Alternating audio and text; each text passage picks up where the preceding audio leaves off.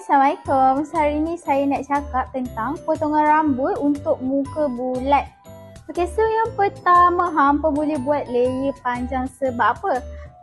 Sebab layer panjang ni dia akan menampakkan wajah hampa tu lebih runcing. Okey, so yang kedua pula hampa boleh buat side part untuk yang rambut belahan tepi. Okay, so yang ketiga pula, hampa boleh potong long bob. Tapi long bob hampa tu mestilah melebihi dagu dan sedikit layer.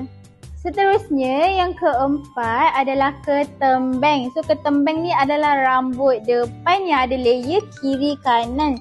So, kalau hampa nak buat sangat sesuai tau untuk muka bulat.